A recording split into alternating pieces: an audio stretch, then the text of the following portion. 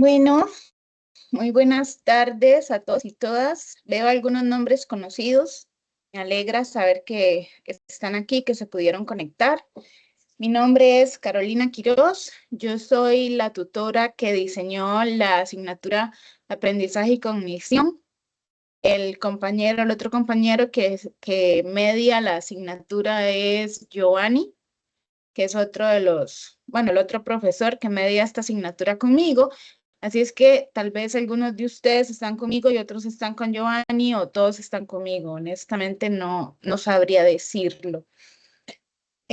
Vamos a iniciar con lo que sería el contenido de las primeras unidades didácticas, las primeras unidades que vamos a abordar, bueno, que ya se abordó en la unidad 1, unidad 2, y si mal no recuerdo, creo que de la 3 también hablamos algo, si no lo hablaremos en la próxima tutoría. Como ustedes sabrán, las tutorías no necesariamente son magistrales, porque ustedes deben de ir autorregulándose en su proceso de aprendizaje. Sin embargo, yo tiendo a traer algunos temas que es importante resaltarlos, es importante que se hablen de forma más, así, ¿verdad? Junto con los estudiantes y como para que también en caso de que ustedes tengan alguna duda sobre el material, sobre las tareas, es importante que lo que sea dudas sobre la presentación en particular, alzan la manita, abran el micrófono, me interrumpen, yo no tengo ningún problema. Lo que sean dudas particulares de tareas, las dejamos para el final de la sesión. Esto con el objetivo de que la sesión sea lo más ordenada posible. Muy bien, iniciamos. Lo primero que vamos a hacer es una actividad. Vamos a preguntarnos en una palabra cómo definiríamos aprendizaje. Somos poquitas personas, entonces me gustaría más bien que lo hagamos aquí charlado, conversado.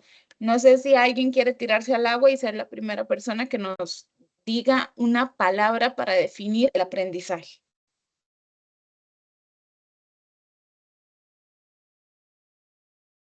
Pueden levantar la manita y yo les voy diciendo. Bueno, Gracias, adelante, dime. ¿se Sí, escucha? ¿No se sí, se escucha? escucha. Bueno, Sí, perfecto. Buenas tardes a todos. Bueno, yo siento que el aprendizaje, como en todas las materias, es decir, son procesos, que uno tiene que ir ahí aprendiendo procesos y los va aprendiendo poco a poco. Para mí, el aprendizaje son procesos por los que uno pasa. perfecto. Procesos. Esa sería una palabra para definirlo. ¿Quién más? ¿Marín? Buenas tardes. Hola, Para mí buenas sería tardes. como el proceso de cambio donde se adquieren destrezas y habilidades que modifican la conducta. Ok. Proceso, cambio. Muy bien. ¿Qué más? ¿Alguien más? Yajaira. Hola, buenas tardes. Buenas tardes. Yo digo que no sé, conocimientos, aprendizaje, conductas. Ok. Conocimientos, conductas. Gracias. Heiner, vos, una palabra para definir aprendizaje. Y enseñanza, profesor. Enseñanza. Ajá. Perfecto. Muy bien, chicos. Ahora, como vemos, entonces podemos definir aprendizaje como un proceso de cambio en el que intervienen conductas, en donde lo que buscamos es la adquisición de conocimientos a través de la enseñanza. Muy bien, genial. Ahora, si les preguntara de qué equipo son, ustedes dirían que se decantan más por el conductismo o por el constructivismo. ¿Cuál les gusta más? Nuevamente, levantan la manita. Marilyn, Yo me inclino más por el conductismo, sin embargo, considero que se puede hacer como un tipo de fusión de acuerdo al estudiante y permitir el constructivismo. perfecto. ¿Quién más? ¿Quién sigue? Heiner. Yo digo que las dos, depende de la situación del estudiante. Ok, muy bien. ¿Quién sigue? Graciela. Bueno, yo diría que el constructivismo porque como que me gusta más la participación, entonces así de los estudiantes y las experiencias, entonces yo me inclinaría por el constructivismo. Perfecto. Heiner, ¿ibas a decir algo más? No, No. Ok. Yajaira, ¿qué das vos? Yo diría que sí, también como el constructivismo, perdón, No igual te por el preocupes. conocimiento y por la participación activa. Muy bien. ¿Qué me dirían si les digo que en la parte académica y en general, en la vida en general, siempre estamos ligados a las leyes del conductismo y también estamos constantemente construyendo aprendizaje? ¿Lo habrían considerado alguna vez? Sí, Ok, ¿quién habló, perdón? Marilyn. Marilyn, ¿cómo lo has visto? Es que a pesar de que nosotros tenemos, ¿cómo se diría? Planes, rúbricas o todo que debamos seguir, continuar, llevar a cabo, eh, y es un proceso muy particular en cada persona, entonces ahí se va viendo el constructivismo, porque no todos llegan a la misma meta bajo la misma rúbrica, bajo el mismo espacio. Exacto. También, por ejemplo, ahora en el foro académico, todos llegaban de alguna u otra forma a conclusiones similares, pero el proceso y la forma en la que lo presentaban era totalmente distinto. No todos utilizaban el mismo orden de ideas, no todos utilizaban la misma concepción, no todos estaban de acuerdo con lo mismo. Entonces, así es como vamos construyendo el aprendizaje, al mismo tiempo que no podemos obviar el hecho de que estamos de alguna forma conectados intrínsecamente con las leyes del comportamiento. No hay forma de que un ser vivo en general no responda al comportamiento. Todos nos comportamos de alguna forma. No sé si han visto por lo menos las personas que están conmigo, si ya han visto las retroalimentaciones que hay en sus foros académicos, en donde les explicaba que el conductismo, por ejemplo, a nivel de la unidad didáctica está un poco desactualizado porque dice que el conductismo no se enfoca o no le da importancia a los procesos internos como son el pensamiento y la emoción. Sin embargo, sí le da importancia, le da mucho peso, de hecho. Se les llaman procesos internos o conductas privadas. ¿Por qué conductas privadas? Porque nosotros tenemos la conducta de pensar, tenemos la conducta de analizar, tenemos la conducta de sentir, tenemos la conducta de identificar, pero no lo podemos ver, no es observable. Yo puedo estar aquí pensando cosas y ustedes no se dan cuenta de que estoy yo pensando. Entonces, ¿cómo hace el conductismo para saber qué está pasando? Preguntando. Es la única forma en la que podemos saber qué está pasando dentro de los procesos privados de otro o de otra. Preguntamos por qué estos procesos están asociados a la historia de aprendizaje de cada persona. Y mucho de lo que nosotros pensamos y sentimos se conecta de forma directa con lo que actuamos afuera, con lo que se puede observar. Regálenme un segundo nada más. Perdón, solo un segundo. ¿Aló?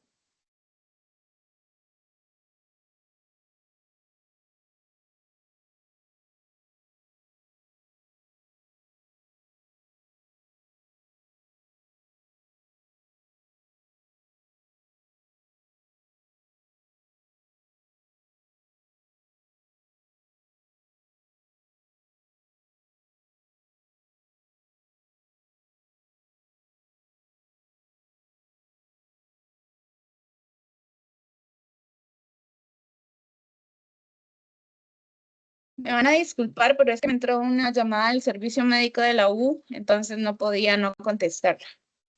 Ok, entonces, como les comentaba, las conductas que nosotros emitimos, o sea, todo lo que se ve afuera, responden a la historia de aprendizaje que todos tenemos. Muchas veces, por ejemplo, vemos la conducta de un niño o una niña, no sé, que de pronto es muy disruptiva en el aula, que de pronto ese niño o esa niña reacciona con conductas que parecen ser violentas, o que grita mucho, o que llora por cosas que a nuestro parecer tal vez no son tan importantes, entre muchas comillas, pero este tipo de cosas responden a algo que está pasando detrás del niño o de la niña. En documentos o textos, tal vez muy viejitos o que no entendieron realmente la base del conductismo, se cree que entonces solo nos enfocamos en cómo modificamos esa conducta, cómo hacemos que ese niño deje de ser disruptivo a través de premios y castigos. No nos importa la historia de vida de ese chiquito o esa chiquita, y no, eso no es cierto.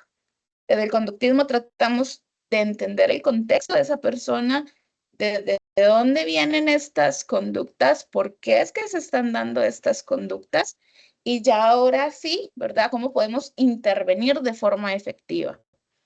Intervenimos tomando en cuenta también cuáles son las necesidades particulares de la persona menor o mayor de edad que requiere de esa intervención. Entonces, el conductismo también construye conocimiento a partir de las experiencias de las personas con las que está trabajando.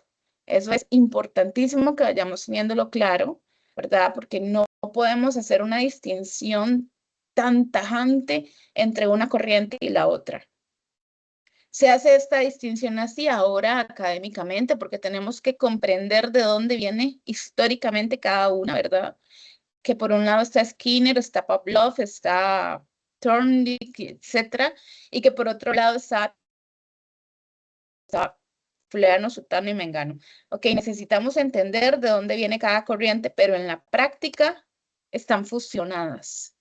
No podemos decir hago una y no hago la otra, no, las dos hay que tomarlas en cuenta.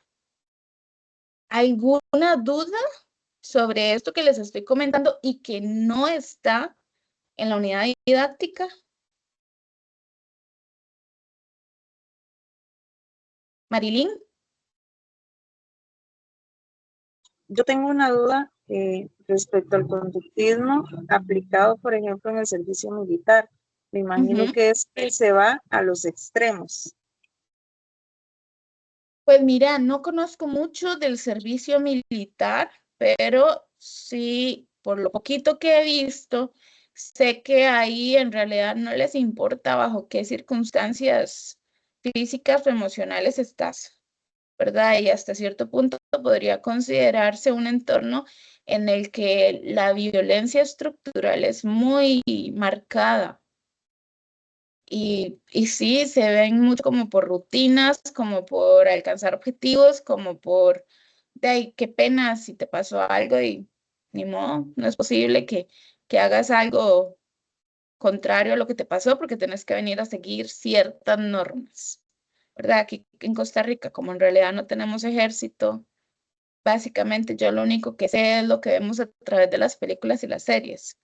No sé si hay como algún aspecto particular del ejército al que vos te refieras. Es más una generalidad por cómo lo aplican, porque yo considero que es como conductismo.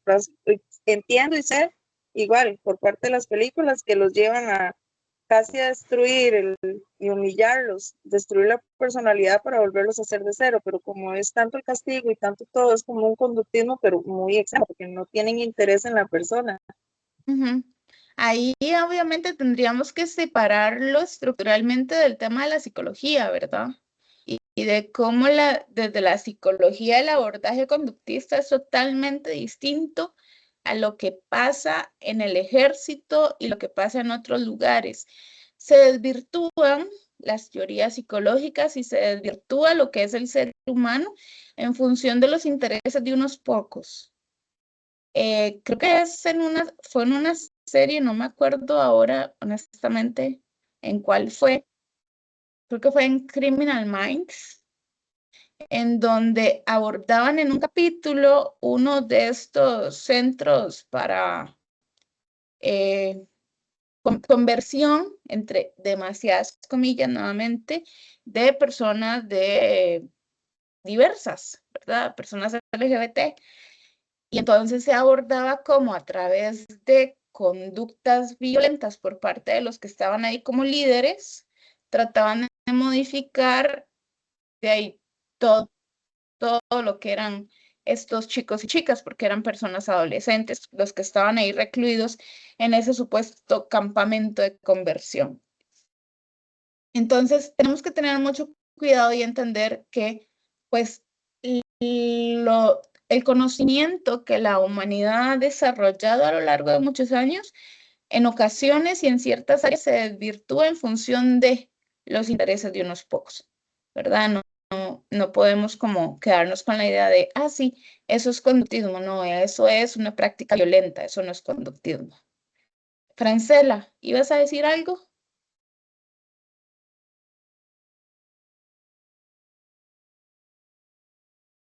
Hola, me ¿Me pareció escucha, que profe? ya, ahora sí. Ok, perdón, es que tenía el micrófono incorrecto. Profe, con respecto a esto del conductismo y constructivismo, hace un ratito usted mencionó que hay que juntarlas, básicamente, hay que juntar las dos corrientes. A mí me llama mucho la atención el conductismo, ¿verdad? Por toda esta situación psicológica, entonces ya yo lo veo más allá como solo en la parte psicológica y todo el cambio de conducta, etcétera, pero me gustaría tal vez como un ejemplo sobre cómo juntarlas, digamos, cómo podríamos utilizar el conductismo y el constructivismo, perdón, al mismo tiempo. Un ejemplo tal vez básico, no nada muy elaborado, pero sí como para saber ahí, como para hacerme una idea. Ok, digamos que estamos tratando de trabajar con los niños de kinder la motora fina. Entonces los ponemos a hacer no sé, hacer un castillo con bloques de madera, ¿ok? Entonces ellos ahí están con sus manos construyendo, ¿cierto? Ellos están con sus manitas construyendo y nosotros estamos observando cómo ellos construyen y al mismo tiempo estamos observando, por ejemplo, conductas de evitación que algún niño no quiere jugar o construir. Estamos observando conductas de frustración porque de pronto no les sale como quieren o se les volcó el castillo y ya están llorando. Entonces, ¿cómo intervenimos a nivel de conductismo? Intervenimos entendiendo de dónde viene esa conducta.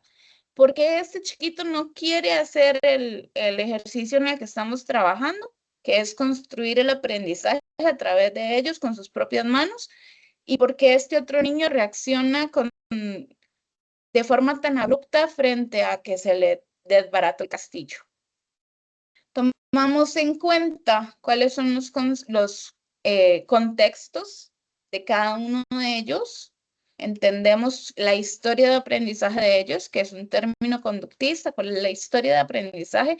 Por ejemplo, tal vez uno está pasando por situaciones de violencia y ha aprendido que la forma de sobrevivir es evitando cualquier actividad que le resulte nueva, y el otro tal vez lo que pasa es que cada vez que se equivoca, lo que recibe es un regaño o un castigo. Y entonces, al entender este tipo de cosas, podemos hacer modificaciones conductuales en el aula, de manera que los ayudemos, por ejemplo, a expresar su frustración de manera funcional, que lo expresen con palabras y no con golpes, sino con llanto. El otro niño, vamos poco a poco acercándolo a que construya sin presionarlo, porque sabemos que si lo presionamos lo perdemos. Entonces ahí estamos mezclando los dos. Estamos trabajando en actividades constructivistas, son ellos los que están desarrollando su motora fina, trabajando con los bloques de madera. Perdón. Y nosotros estamos haciendo una observación conductual de cómo reaccionan los niños a esta actividad y tomando decisiones para ir modificando el entorno a nivel de conducta y poder ayudarle a estos niños que tienen dificultades particulares a raíz de sus historias de aprendizaje. ¿Te quedó claro, Francela? Clarísimo, profe, muchas gracias. Sí, eso era lo que quería entender. Gracias. Perfecto, muchísimo gusto. Muy bien, avancemos porque estoy viendo que ya pasaron 20 minutos. Muy bien, ¿alguna crítica que le tengan al conductismo que hayan escuchado?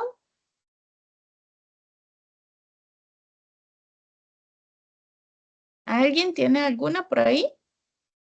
Yo, profe, otra vez, perdón.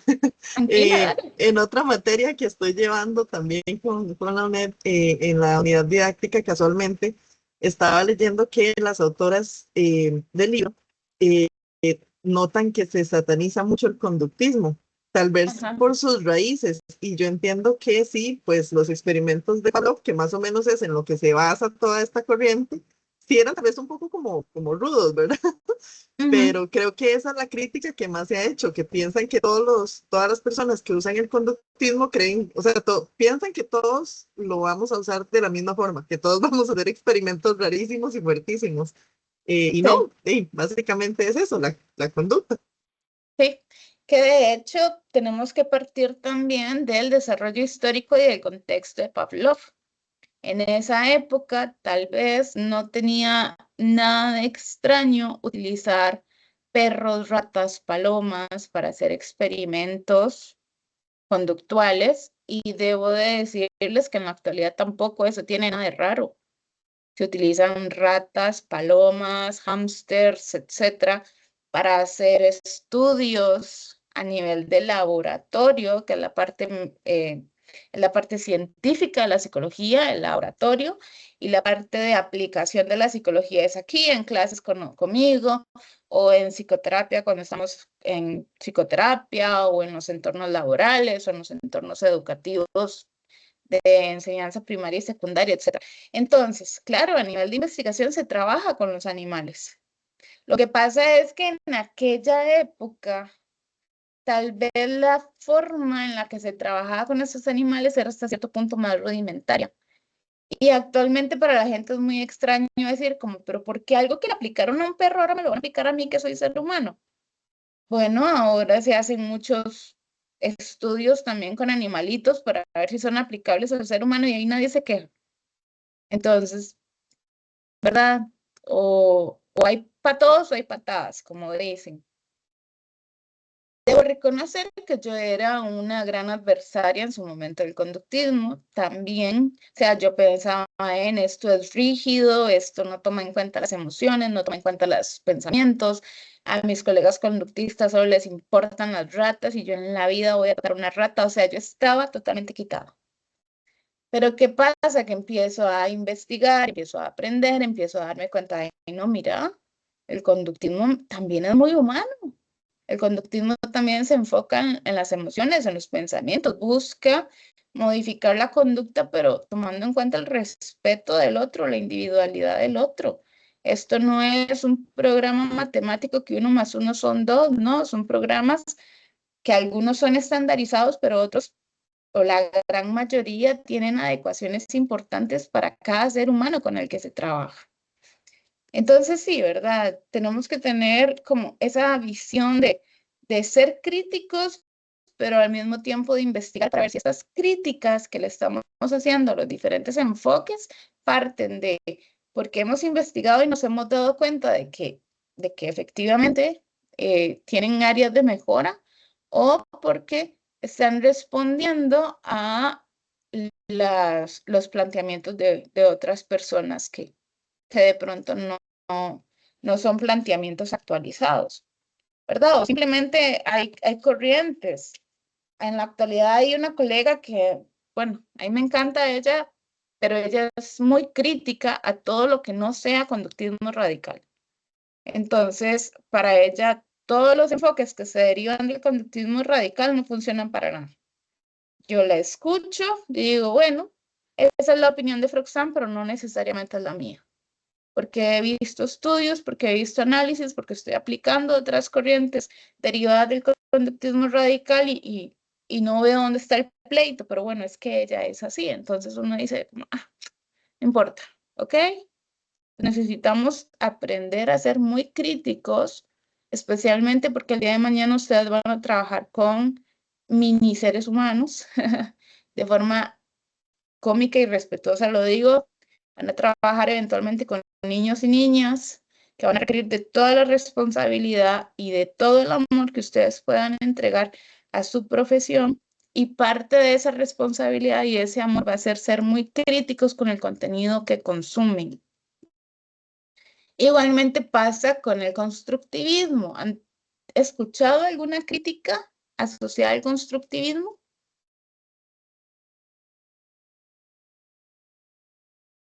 ¿Alguien? Sí, profe. ¿Sí? ¿Qué has escuchado, Marilyn?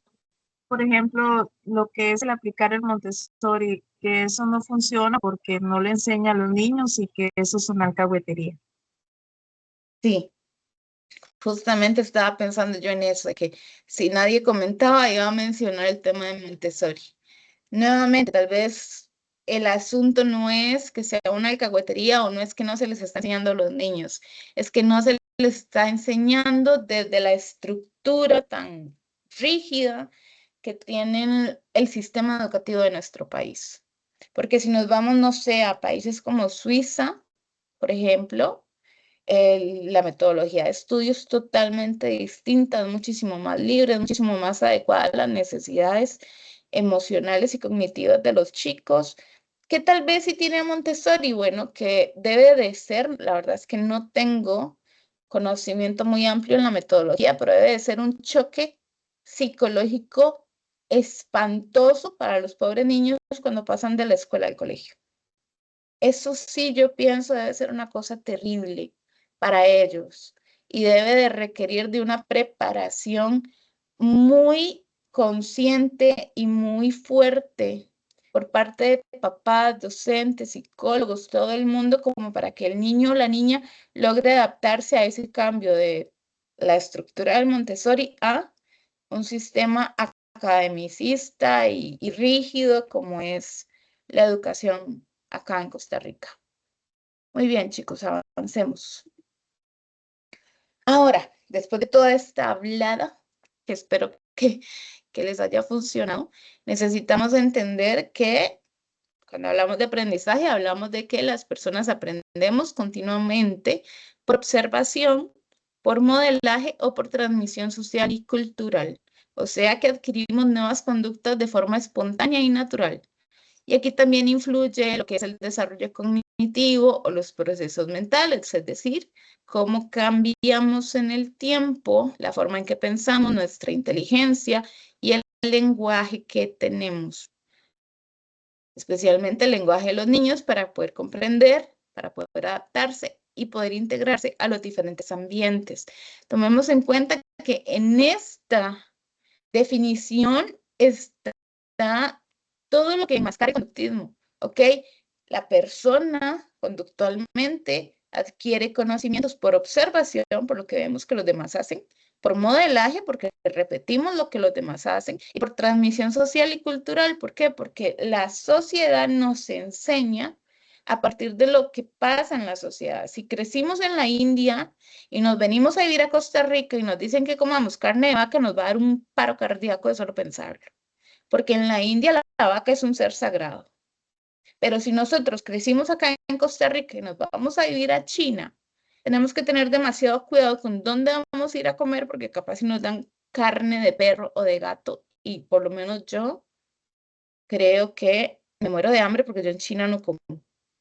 Entonces, así es como por observación, por modelaje y por transmisión social y cultural, nosotros vamos adquiriendo nuevos aprendizajes. Y vi que a alguien le resulté muy chistosa, porque te digo que en China no como. Sí, esa soy yo. Puedo morir de hambre, no me importa. Pero yo ahí nada. Muy bien, entonces, se refiere, perdón, el aprendizaje a un cambio en el tiempo que nos permite una modificación en las conductas, de modo que empezamos a desarrollar habilidades, adquirimos conocimientos y tenemos conductas o valores muy particulares y muy dados a lo que la sociedad y nuestro entorno más cercano, normalmente nuestra familia, han ido dándonos. Para que suceda eso, sí, una persona debe estar constantemente sometida a estos estímulos y debe practicar esos hábitos para poder automatizarlos. Que resulta que si en casa un día te lavas los dientes y al día siguiente no, y después un par de días sí y a los otros no, pues obviamente el hábito no se va a generar. No estamos constantemente expuestos a eso. Un segundo, se activó la alarma por si escuchan un escándalo horrible.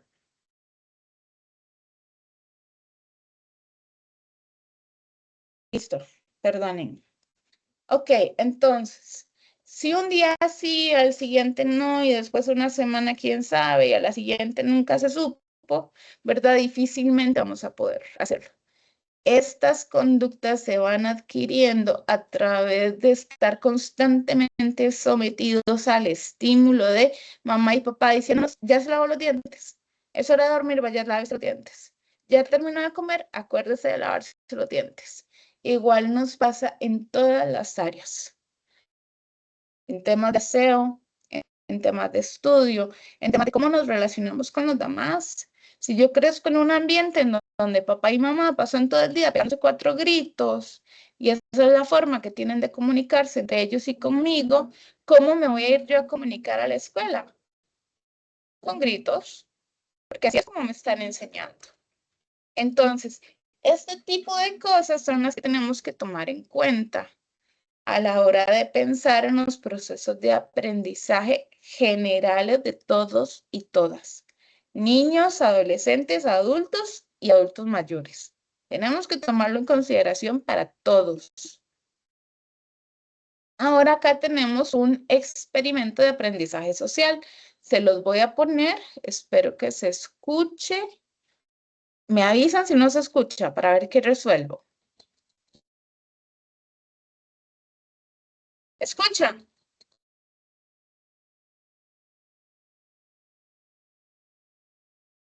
Chicos, ¿escuchan? Necesito que me digan. ¿Sí? Sí. Ok. Sí, sí, profe.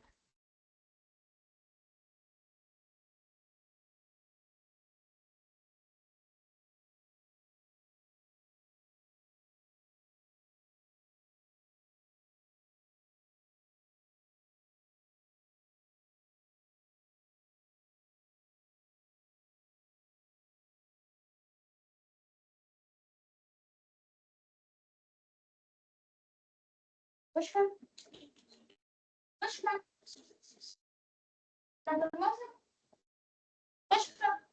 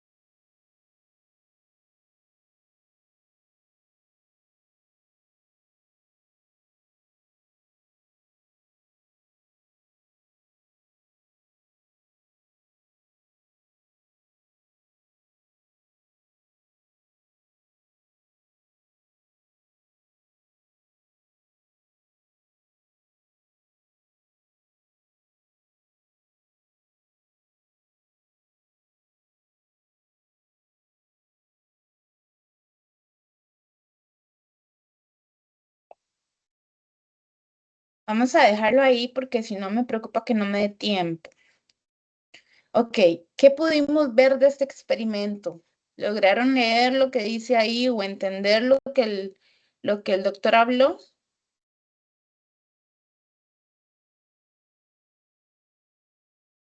¿Alguien que quiera comentar?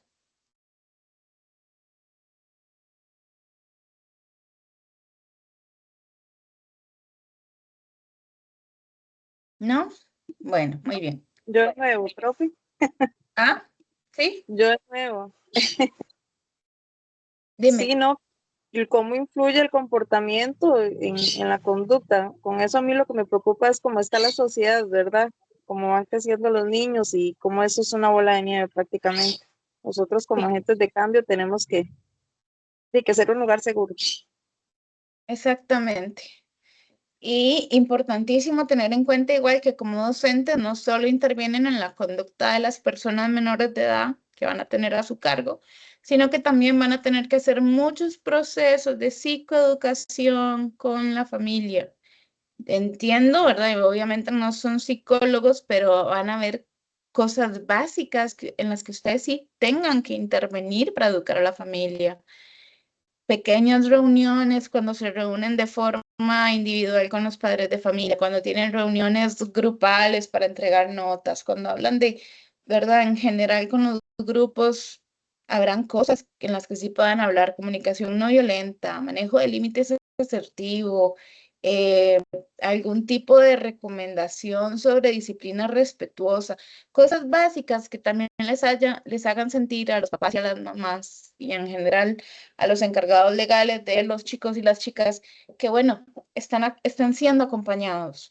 Están siendo acompañados y de alguna forma se les está dando estrategias para manejar las diferentes situaciones a las que se enfrentan, porque también es importante que tomemos en cuenta que muchas veces las reacciones no tan adecuadas de papá y mamá responden en gran medida a múltiples situaciones que se están dando en los contextos de esos papás. Por ejemplo, no sé, hace unos días vi un TikTok de un profesor colombiano que justamente hace contenido en redes desde su rol docente. Y entonces en el video sale la voz de un chiquito no, ¿verdad? Un muchachito en el que le dice, profe, se me perdieron los colores. Y entonces él le dice al grupo en general, bueno, a ver, todos busquemos los colores de fulanito. Y alguien más responde, profe, pero es que es culpa de él porque él en todo el día no se ha estado sentado y ahora sí los perdió, es problema de él y no sé qué. Entonces el profesor llega y empieza a hacerles una reflexión sobre que esos colores del muchachito pueden representar una semana en la que la familia no come carne. Pueden representar horas extras que tuvo que trabajar la mamá o el papá para comprarlos. Pueden representar el no haber podido salir al parque el fin de semana. Pueden representar la no compra del helado en la plaza, no sé qué. Ok, entonces al final él les dice, sea como sea, los colores no son solo unos colores. Hay esfuerzo detrás de conseguir esos lápices. Por favor, todos busquemos y nadie se va de aquí hasta que no aparezcan los colores de fulanito. Muy bien, entonces yo me quedé pensando, wow, sí, tiene razón. No conocemos las realidades de cada familia. No sabemos si de pronto ese papá o esa mamá está reaccionando con esa violencia porque de pronto tiene un cuentagotas detrás de él o de ella, justamente por las situaciones económicas tan difíciles que está atravesando el país. No sabemos si de pronto tiene dos trabajos o tiene que hacer extras a altas horas de la noche, o si esta semana tuvo que quitarse el pan de la boca para que sus hijos se alimentaran y él o ella no comió nada. Ok, no sabemos cuáles son las diferentes realidades a las que nos podemos enfrentar. Y por eso tener claro esto, cómo estas situaciones sociales influyen directamente en el comportamiento no solo de los chicos, sino también de los adultos alrededor de ellos, es fundamental. Muy bien, entonces, con el tema del conductismo, yo creo que ya hemos abarcado un montón en realidad. Por aquí hay algunos mitos del conductismo que me parece que es importante que los tengamos claros, sobre los que ya hemos venido también conversando, pero que es importante como que se vean aquí en la presentación. Ok, bueno, se cree que no toma en cuenta el contexto, ya vimos que eso no es cierto. Se cree que no considera el pensamiento y la emoción, ya también vimos que no es así. Se cree que los niños y niñas son pasivos en el proceso de aprendizaje, pero tampoco es cierto. ¿Por qué? Porque el niño o la niña habla, el niño o la niña mueve, el niño o la niña construye, y nosotros es con esos insumos que trabajamos con ellos y ellas. No es como que están ahí sentaditos y nosotros estamos metiéndoles información, no sé, como en un chip, no, eso no sucede.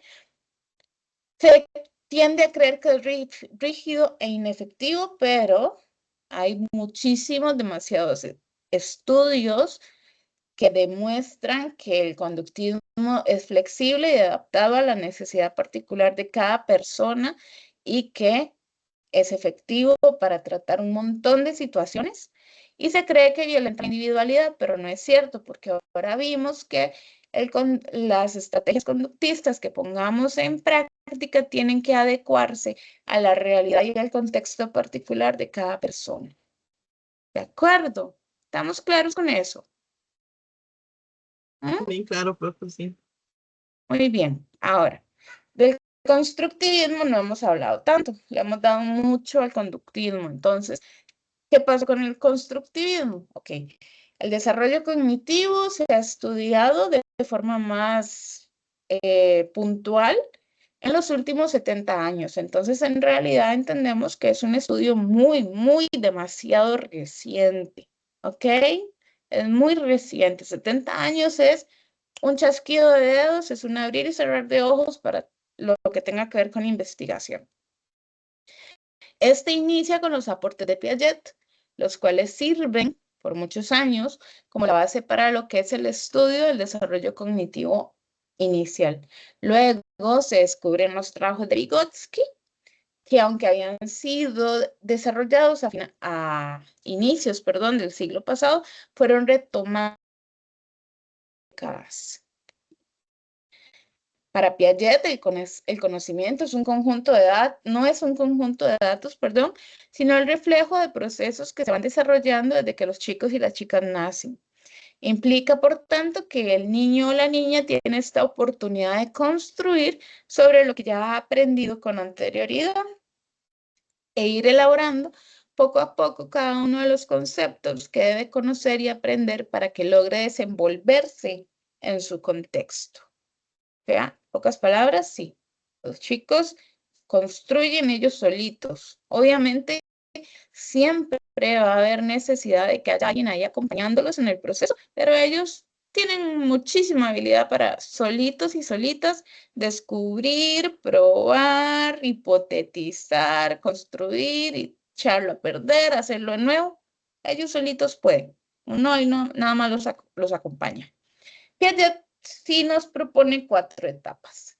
La sensoriomotora, que va de los 0 a los 2 años, en donde él lo que nos dice es que los niños interactúan físicamente con el entorno a través de sus sentidos y sus acciones motoras. Juegan para satisfacer sus necesidades que están centradas en ellos y ellas mismas, y se observan reflejos innatos de la creación de hábitos y otras cosas. Después tenemos la etapa preoperacional, que va de los 2 a los 7 años. En esta etapa del pensamiento y del lenguaje se gradúa su capacidad para empezar a pensar de forma simbólica. Empiezan a imitar conductas, tienen juegos simbólicos, dibujan, tienen imágenes mentales, y el desarrollo del lenguaje hablado empieza a dar sus primeros pasos. Estamos en un estado preconceptual o un estadio intuitivo, que significa que los chicos empiezan a actuar mucho por la intuición.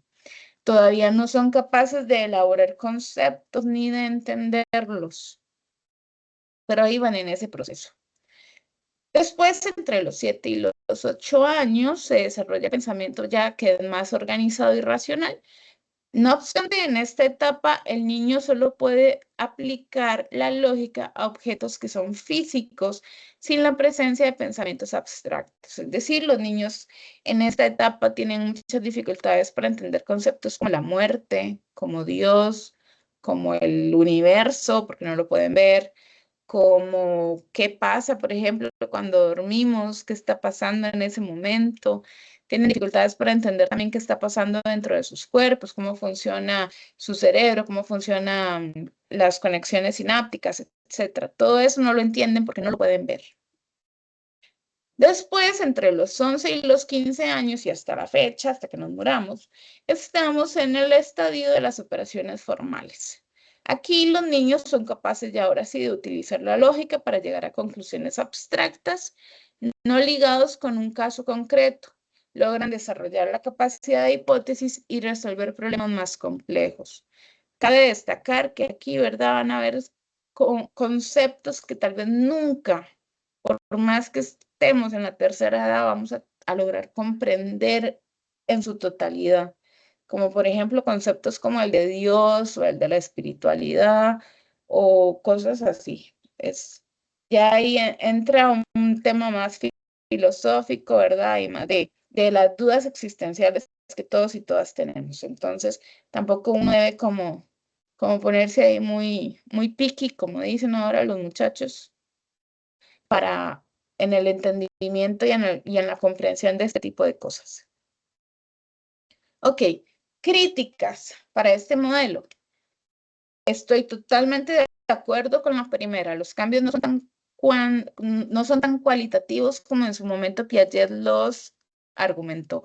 Yo no puedo decir que, que porque el chiquito ya tiene 2 años y un día, entonces ya está en preoperacional.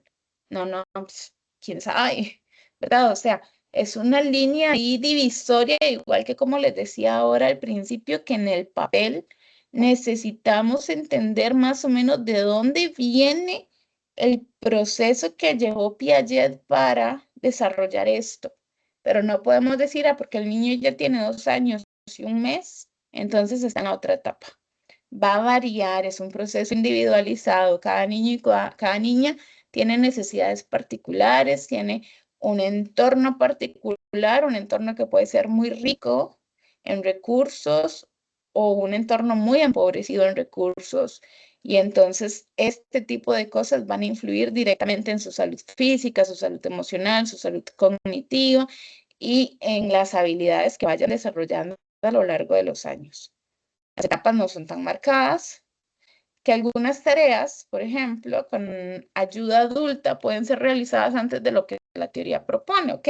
Viene siendo muy ligado al tema este de porque tiene 2 años y un mes, porque tiene 7 años y 2 meses, o sea, tal vez no hayan cosas que niños de 4 o 5 años puedan hacer en la etapa que inicia, entre comillas, a los 7, porque cuentan con habilidades, con acompañamiento, con un entorno enriquecido, con etcétera, que les permiten, entre comillas, adelantarse en la etapa. Y después, bueno, la teoría especialmente la de Piaget, no considera con suficiente relevancia lo que es el enfoque cultural. ¿Ok? Estas son como las consideraciones y las críticas que hay específicamente para Piaget. Él dejó el factor cultural, el factor social, el factor externo de otros seres humanos y cuidadores para hablar del desarrollo de los niños y las niñas. El constructivismo de Vygotsky, por el contrario, propone de relieve las relaciones del individuo, o sea, de la personita con la sociedad, ya que el niño o la niña aprende por medio de actividades sociales a incorporar herramientas culturales como las del lenguaje, los sistemas de conteo, la escritura, el arte y otras intervenciones sociales. Que si tratamos de trasladar a Vygotsky a la teoría conductista, estamos hablando de exactamente lo mismo. Vygotsky considera todo esto y lo pone como el impacto de la sociedad en el ser humano, y el conductismo habla de la historia de aprendizaje del ser humano en sociedad. Exactamente la misma cosa. Muy bien, entonces, para Vygotsky, las herramientas que utilizan los niños y las niñas para interpretar su mundo son de 2 formas. Son las técnicas y las psicológicas. Las técnicas les permiten dominar el ambiente y esto incluye elementos básicos como papel, lápiz, máquinas, computadoras, instrumentos tecnológicos, etc. Y las segundas, es decir, las psicológicas, les permiten controlar el pensamiento y la conducta e incorporar los sistemas lógicos, las convenciones sociales, los dibujos, los mapas, entre otros. Aquí hace falta que incluya también el manejo emocional. Los niños y las niñas, por ejemplo, no se pueden regular emocionalmente ellos solos. Y eso es importantísimo también que lo tengamos claro. Muchas veces tachamos de berrinchoso, de chichoso, de malcriado, de intransigente a un niño o una niña que en realidad lo que está demostrando es que no tiene las habilidades necesarias para poder autorregular sus emociones. No las va a tener. Necesita un adulto más capacitado a su lado que le preste, entre comillas, su cerebro regulado para que el niño o la niña, por observación y emulación de la conducta, aprenda a regularse a sí mismo.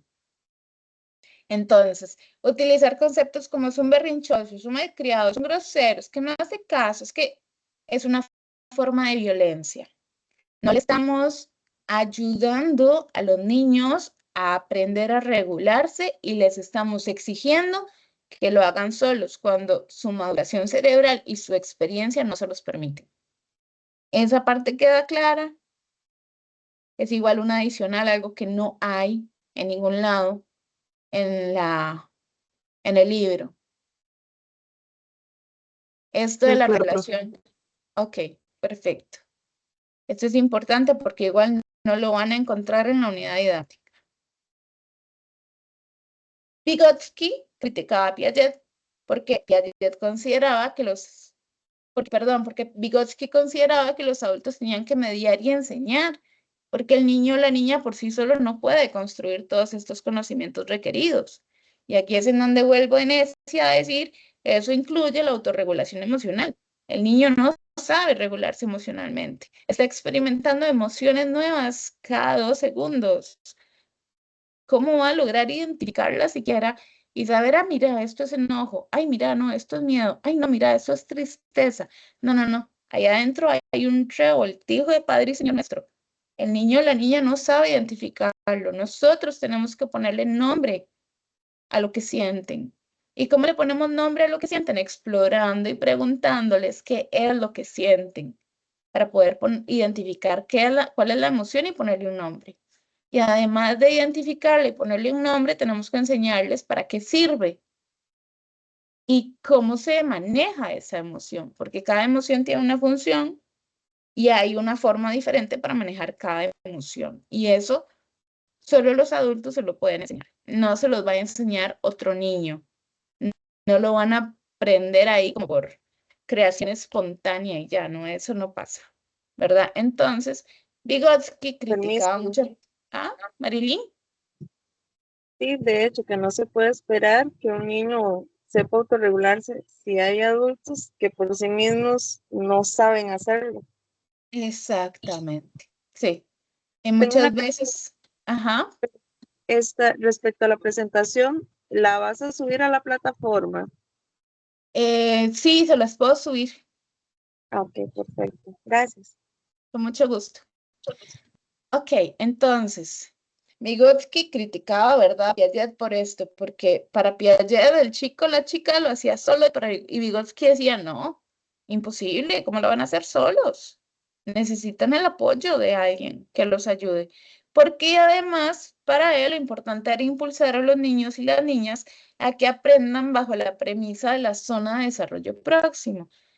La zona de desarrollo próximo implica que yo estoy muy cerca de alcanzar un objetivo y un docente, un papá, un tutor, un niño más capacitado me empuja a lograrlo, me enseña cómo hacerlo, me da la guía, me acompaña. Si me equivoco, me regula y me dice, tranquilo, tranquila, es que fallamos en esto, hagámoslo de nuevo. Muy bien, entonces, con un docente haciendo un papel de instructor mediador, el educando puede avanzar en su proceso de aprendizaje, pero es que nos necesitan. para hacer esto. Los niños y las niñas no lo pueden hacer solos. Muy bien, chicos. Esto es lo referente a la primera tutoría. Yo les voy a pasar la presentación, no se preocupen.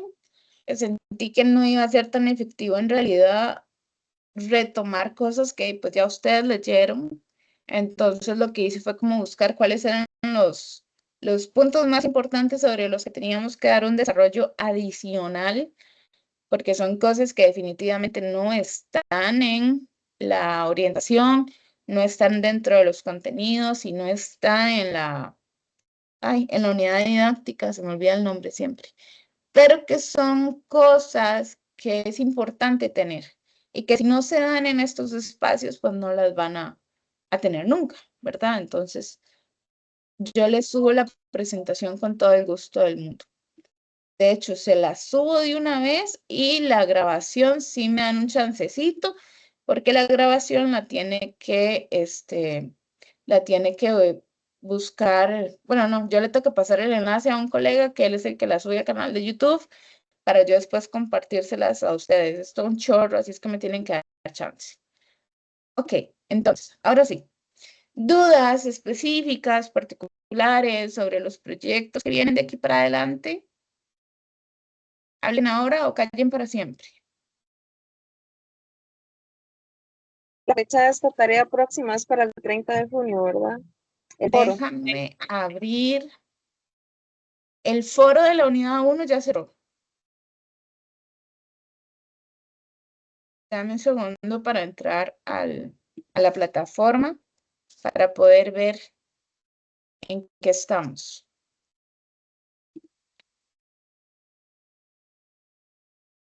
Muy bien. En la unidad 1 eran 2 actividades. La primera actividad era el SQA, que abría el 27 de mayo y cerraba el 2 de junio. Y la segunda actividad era el foro académico, que abrió el 3 de junio y cerró el 9 de junio. Lo que tenían era una semana para desarrollar ese foro, porque iba también muy ligado a lo que ya habían hecho en el SQA. En este momento están en la unidad 2, que abrió el martes 10 de junio y cierra el 30 de junio. Esa es la que cierra el 30. Y en la actividad 3, un esquema de llaves.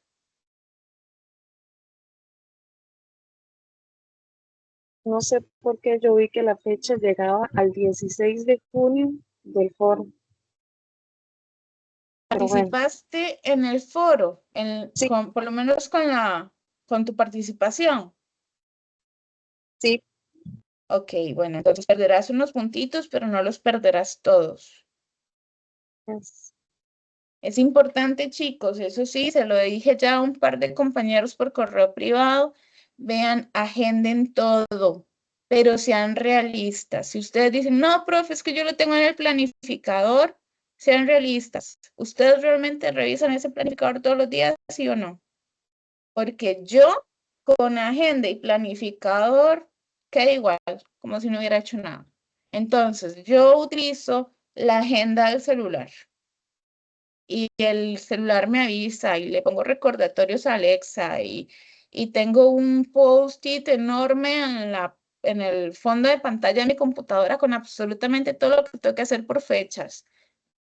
Y solo así me ayudo porque si no se me olvida, porque estoy en mucha cosa a la vez, ¿verdad? Yo no trabajo solo con la U, tengo pacientes, tengo mi casa, ¿verdad? Entonces, es importante, un segundito, Mari, es importante nada más que nos ayudemos en ese sentido y metamos en cuanto medio ustedes se encuentren todas las fechas, todas las actividades, todo, para que no se les olvide. Mari, dime. Marilyn. no, que es difícil porque yo tengo aquí 2 hojas grandes con cronograma, tengo debajo de un sobre vidrio en el escritorio las cosas, pero un detalle, anotar algo mal, pero ya lo revisé, yo sí lo hice, es en otra materia que estoy perdida, que es entrega del 16, este sí lo subí, pero casi me da un infarto. Gracias. No, con mucho gusto. Vean, yo sé que es difícil, pero sí uno necesita encontrar todas las posibles estrategias de recordatorios que hayan. porque hay mucho, es demasiado, demasiado, demasiado. Entonces, bueno, que ustedes digan, yo es que de fijo lo reviso, de fijo lo veo, si no, mejor busquen otro método, otra estrategia. Francela, dime. Yo les compartí ahí en el chat una foto. em, yo lo que tengo es una pizarra gigante para estudiar con mis hijos. Entonces en la sala yo lo que hago es que semanalmente hago como los dibujitos diferentes de cómo voy a organizarme. Ahí la foto que compartí fue porque recién la había hecho, pero ya está llena, o sea, ya, ya ahorita está llenísima y me sirve un montón porque sí también tengo agenda, también tengo planificador y tengo y paso revisando, a cada rato me meto a EducaU y a AprendeU y todo, paso metida ahí, pero necesito algo, así que si estoy pasando por la sala a verlo y tenerlo así como casi que encima mío y como la pizarra es gigante, me dio un montón. Entonces sí recomiendo mucho que se compre una pizarra. Genial, sí. Toda estrategia que ustedes digan, esto me funciona y no, no voy a agarrarlo para otra cosa o no voy este, a ignorarlo olímpicamente, ¿verdad? Porque también tenemos esa maña a veces, ¿verdad? Decimos, sí, sí, yo voy a hacer tal cosa y después olímpicamente lo ignoramos. Entonces, tratar de ser muy conscientes de hasta dónde, de qué tenemos que hacer, por dónde nos puyamos, por dónde nos punzamos hasta que de verdad no se nos vayan como las fechas y etcétera, porque sí, son muchas fechas, son fechas diferentes, proyectos algunos más pesados que otros, entonces, ok, es importante tener eso por ahí, ¿verdad? Como un tema de organización, porque además recuerden que al estar estudiando virtual es una autorregulación del aprendizaje, ¿no? Ustedes no me tienen a mí todas las semanas ahí jodiéndolos, ¿verdad? Y difícilmente yo voy a hacer más que responderles dudas o mandarles un correo ocasional si algo veo que está pasando, pero no puedo estar haciendo eso todas las semanas. Es parte de entonces, ok, aprendamos a autorregularnos un poquito y busquemos las mejores estrategias que nos funcionen para salir adelante. Chicos, chicas, dudas específicas de la tarea que viene. La tarea próxima es la del esquema de llaves, ¿verdad? Exacto. La que viene es el esquema y esa termina el 30 de junio. Todavía tienen ratito, ¿verdad? Van con buen tiempo.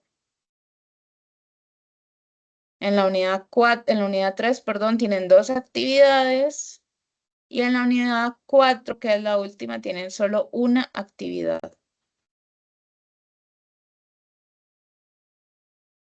Graciela está ahí escribiendo.